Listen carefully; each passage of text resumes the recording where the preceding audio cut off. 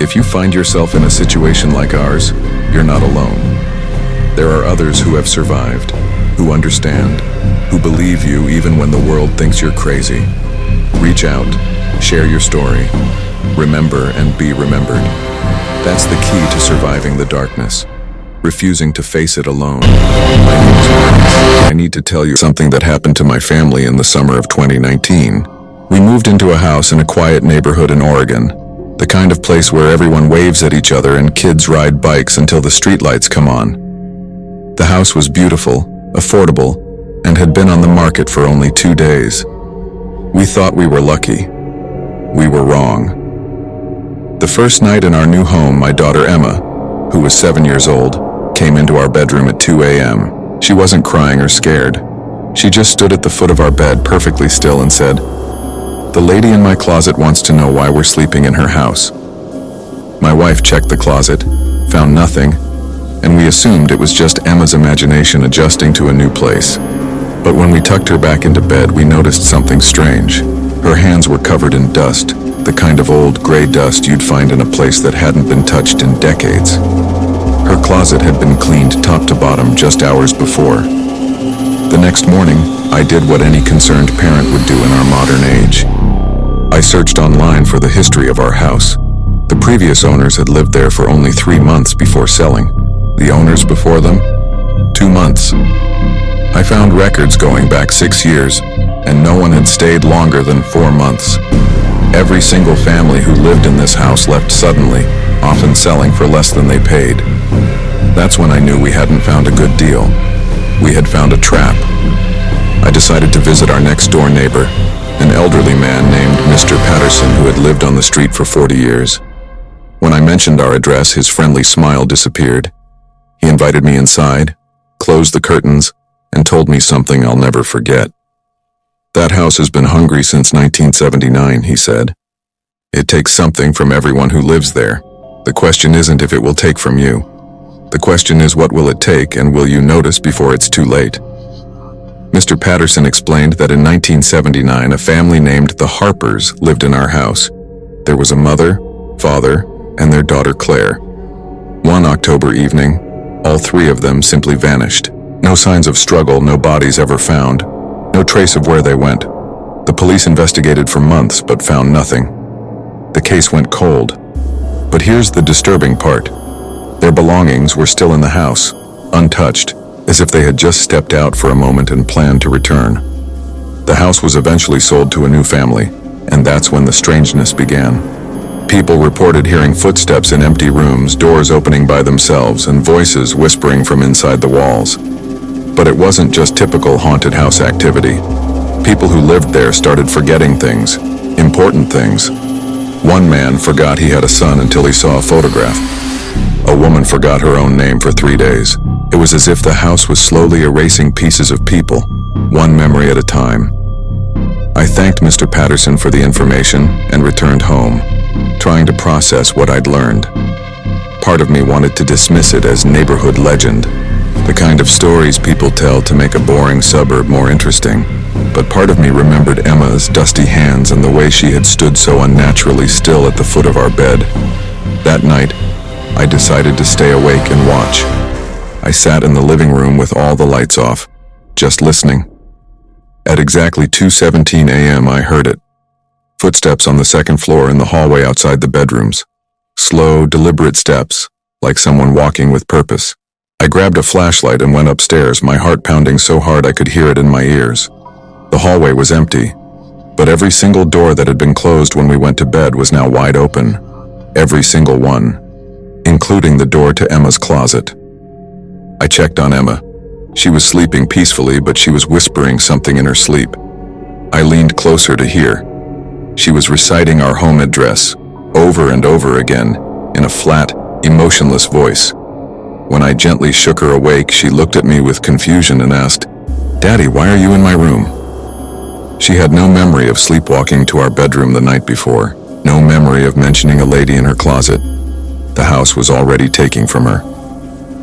The next day, while Emma was at her new school, my wife Jennifer and I searched the house thoroughly. We were looking for anything that might explain what was happening. In the basement, behind a shelf that looked like it hadn't been moved in years, we found a small door.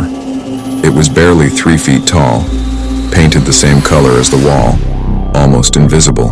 When we opened it, we found a crawl space. And inside that crawl space was a collection of objects that made my blood run cold. There were dozens of items in that hidden space. A child's shoe, a wedding ring, a pair of glasses, a watch, a hairbrush. Each item had a small tag attached to it with a date written in careful handwriting. The dates went back decades. The most recent item was a cell phone with a date from just 4 months ago, right when the last family had moved out. These weren't just random objects. These were things people would miss, things they would search for desperately, things they would eventually forget they ever had. Jennifer picked up a small notebook that was lying among the items. It was a journal written by someone named Claire Harper, the daughter who had vanished in 1979. The entries started normal, talking about school and friends, but the final entries were terrifying. She wrote, "Mom can't remember my birthday. Dad forgot he ever had a job. I'm starting to forget too. I wrote down my name so I wouldn't lose it. Claire Marie Harper. I have to keep reading it to remember. The lady in the closet says forgetting is easier. She says it doesn't hurt if you just let go." We should have left that house immediately, packed our things and walked away. Money and mortgage be damned. But life isn't that simple when you have a job, a child in school, and a contract binding you to a property. We convinced ourselves we could handle it. We would seal the crawl space, get rid of those objects, maybe bring in someone to bless the house. We were educated, rational people. We could solve this problem. That night, I woke up to find myself standing in Emma's room, staring at her closet. I had no memory of getting out of bed or walking down the hall. I was just suddenly there, fully awake, with my hand on the closet door handle, and I could hear something on the other side. Breathing. Slow, patient breathing, like someone who had all the time in the world to wait. A voice, soft as silk, whispered from behind the door, "You're forgetting too, Marcus, you just don't know it yet." I stumbled backward and ran to my bedroom. Jennifer was awake, sitting up in bed with a confused expression. "Marcus, where's your wedding ring?" she asked. I looked at my hand. My ring finger was bare. I had worn that ring every single day for 9 years. I tried to remember taking it off and I couldn't. I checked the bathroom, the nightstand, my pockets, it was gone. And the worst part? If Jennifer hadn't mentioned it, I don't think I would have noticed. The house had taken it, and it had almost made me forget I'd ever worn it. The next morning, I called in sick to work. I needed answers, and I needed them fast. I went to the local library and searched through old newspaper archives. I found the original article about the Harper family's disappearance, but I also found something else, a pattern. Every 20 years, going back to 1939, someone disappeared from that house. Different families, different circumstances, but always the same timeline. 1939, 1959, 1979, and then 1999. But there was no disappearance reported in 1999. I dug deeper and found a police report from 1999 about a wellness check at my address. A concerned neighbor had reported not seeing the family who lived there for several days. When police entered the house, they found it empty except for one person, a woman sitting in an upstairs closet, unresponsive. She was taken to a hospital, diagnosed with severe amnesia. She couldn't remember her name, her family, or anything about her life. The article mentioned she had been holding a child's shoe. She never recovered her memories. I realized with growing horror that the 20-year cycle wasn't about people vanishing. It was about the house feeding. And 2019 was the next feeding year. We had moved in right on schedule, like cattle walking into a slaughterhouse.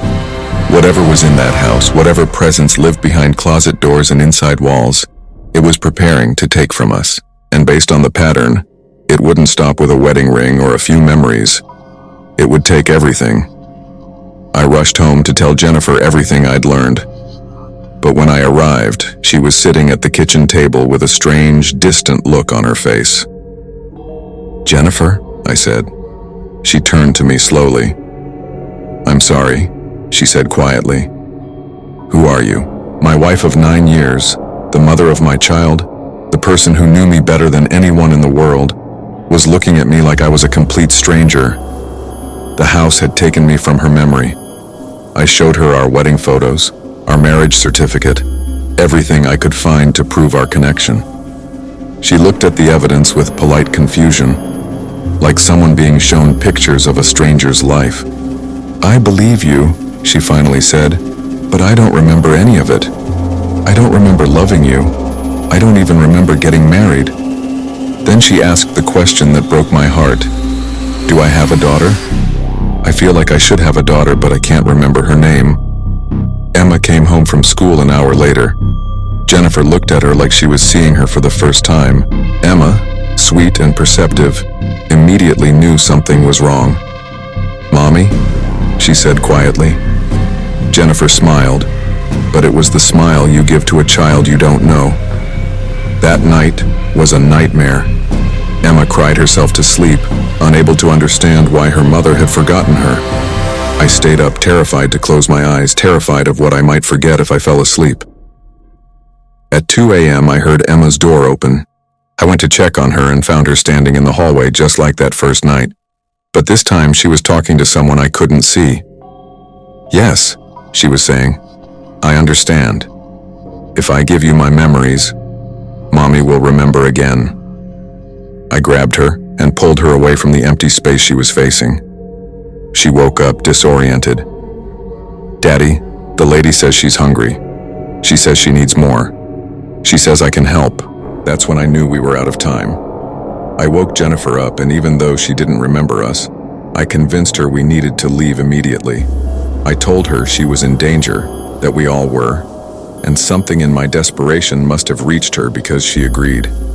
We packed a single bag, grabbed Emma, and headed for the front door.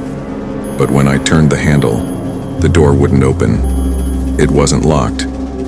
It simply wouldn't budge, as if it had become part of the wall. We tried every door, every window. They were all sealed somehow, impossible to open. We were trapped inside the house with whatever had been feeding on families for decades. I heard footsteps upstairs in every room simultaneously, like the house itself was walking. Emma grabbed my hand and whispered, "She's coming. The lady is coming. She wants to show us where the other families went." The temperature in the house dropped so fast I could see my breath.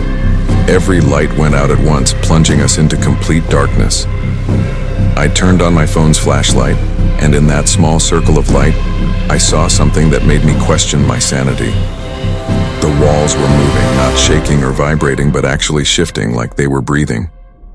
And in the texture of the walls, I could see faces. Dozens of them, pressing against the surface from the inside, mouths open in silent screams. Jennifer saw them too. Even without her memories of us, her survival instinct kicked in. She grabbed a chair and threw it at the living room window with all her strength. The chair bounced off the glass like it had hit solid concrete. We were sealed inside completely. Then, from the darkness at the top of the stairs, we heard a voice. It was soft, feminine, and unbearably sad. "You can't leave," it said. "No one leaves. This is where forgotten things live. And soon you'll be forgotten too." I pulled Jennifer and Emma close, thinking frantically. There had to be a way out. Every haunting has rules, every curse has a weakness. I thought about everything I'd learned. The objects in the crawl space, the 20-year cycle, the way the house took memories before taking people. And then I remembered something from Claire Harper's journal. I wrote down my name so I wouldn't lose it. I had an idea. It was desperate and possibly insane, but it was all I had. I ran to the kitchen and grabbed a permanent marker. On my arm, I wrote my name, my wife's name, Emma's name, our address, today's date, and one sentence.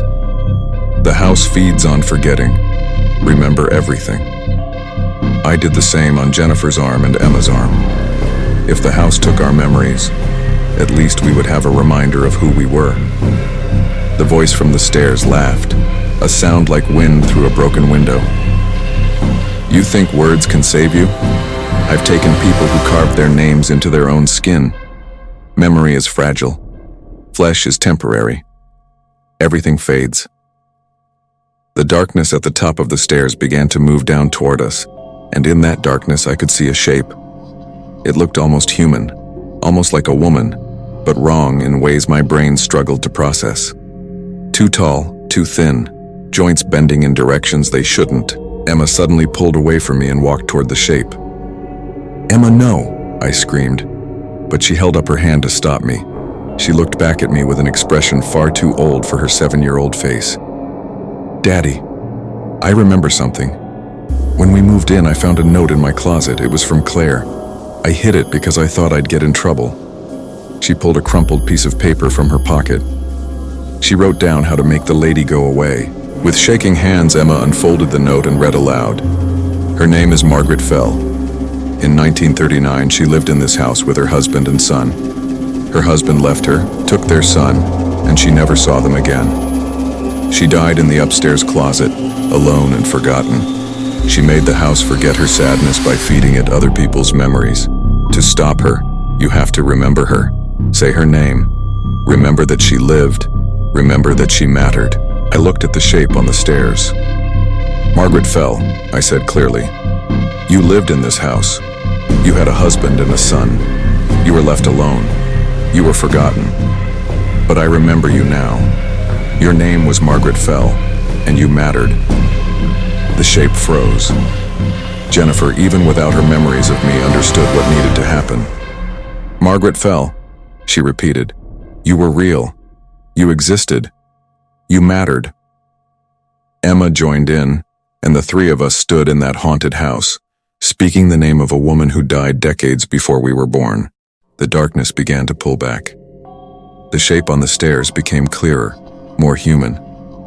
I could see a woman, elderly and tired, wearing clothes from another era.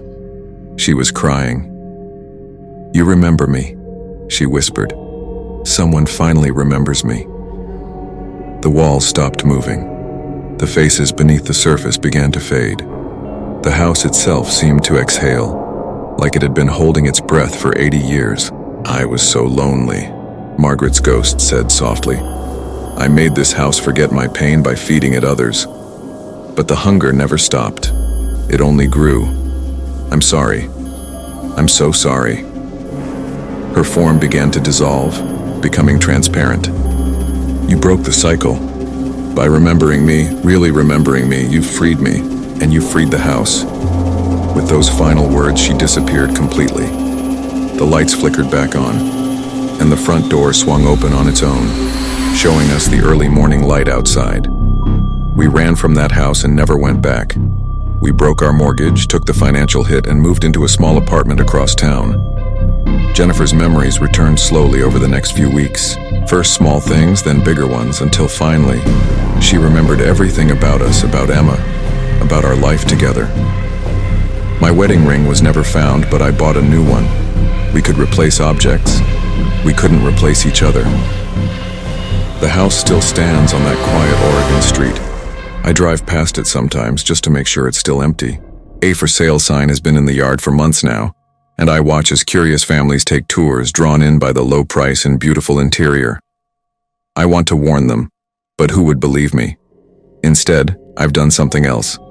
I've written this story, this account of what happened to us, and I'm sharing it with the world so that Margaret Fell's name is spoken, remembered, and never forgotten again.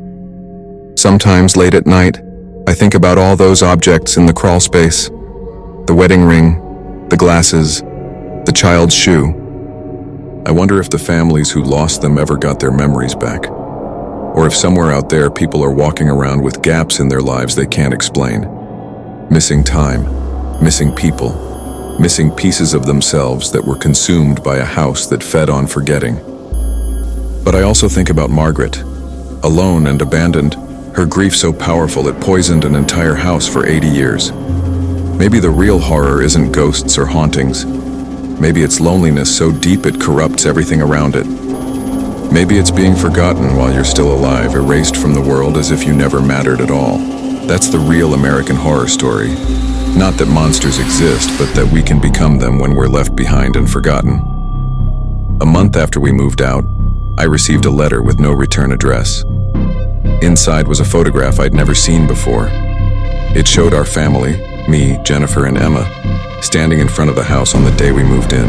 But there was someone else in the photo. Standing in the upstairs window, barely visible, was the figure of an elderly woman. She was smiling. On the back of the photograph, someone had written in shaky handwriting, "Thank you for remembering me. You saved your family. Now save the others." I realized then that our ordeal wasn't completely over. There were other houses like ours, other restless spirits feeding on the living, other families in danger. Margaret's story had ended, but there were countless others still trapped in cycles of supernatural hunger. I started researching, documenting, collecting stories from people who had experienced similar things. This story I'm sharing now is just the beginning. There are more stories to tell, more names to remember, more forgotten souls who need someone to acknowledge they existed. Emma is 8 now and she's doing well. She doesn't have nightmares anymore, though she refuses to have a closet in her bedroom. We respect that. Jennifer has gone back to work and is seeing a therapist to help process the trauma of temporarily losing her memories. As for me, I've become something of an amateur investigator into paranormal property patterns. I've found 17 other houses across America with similar histories. Houses that seem to trap families, that feed on them in various ways. I'm telling you this story not to scare you, but to prepare you. If you're looking at houses and find one that seems too good to be true, it probably is. If there's a history of quick turnovers, of families leaving suddenly, of unexplained vacancies, trust your instincts. And if you're already living somewhere that feels wrong,